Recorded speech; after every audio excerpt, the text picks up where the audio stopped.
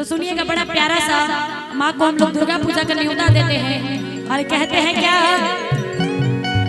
कि पन फूला नेवता भेजवलिए मैया, कि पन फूला नेवता भेजवलिए मैया, ए माई हो घरे हमरा तोहके बोलवलिए मैया, ए माई हो घरे हमरा तोहके बोलवलिए मैया। बोलिए लाल चंद्रिया वाली की बोलिए। अभी जैसे डांस शुरू होगा आप लोगों को खूब एनर्जी आ जाएगी। क्या सही बोल रहा हूँ? सच है मगर कड़वा है। एनर्जी खुद ब खुद उन लोगों को देख के आप लोग आ जाता है। बोलिए सच्चे दरबार की। अच्छा, जो अच्छी नियत लेके वो हाथ उठाइए। हाँ, और जो बुरी नियत लेके आए नहीं उठाइए। हाँ, बुरी नियत लेके आए हैं आप लोग अच्छी नियत लेके आए हैं तो उठाइए जरा हाथ। अगर अच्छी नियत लेके आए तो उठाइए जरा। दरबार में इधर जितने बैठे जो अच्छी नियत लेके आए जरा उठाइए हाथ। हाँ, इधर वाले आप लोग अच्छी नियत लेके आए हैं या बुरी नियत लेके आए हैं? अच्छी नियत लेके आए हैं तो बोलिए लाल चंद्रिया वाली की, बोलिए महामाई की। और बुलाएंगे दरबार में महामाई को कैसे?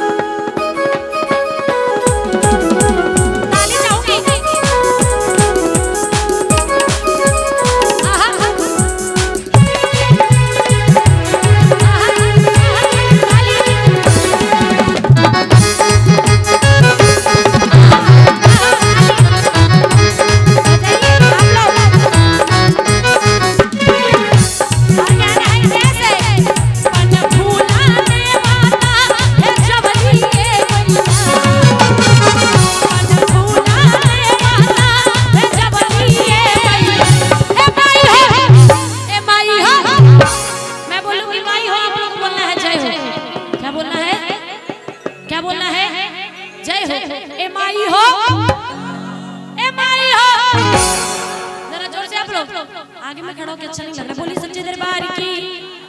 ए माई हो, ए माई हो, ए माई हो,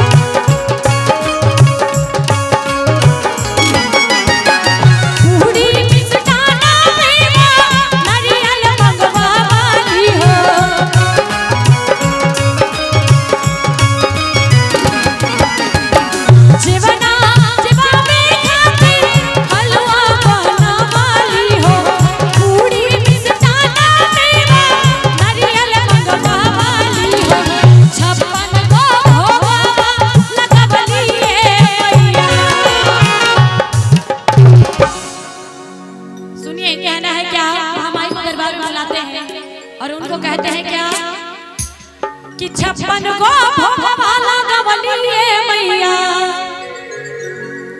56 को भोगवा लगवलिए मैया।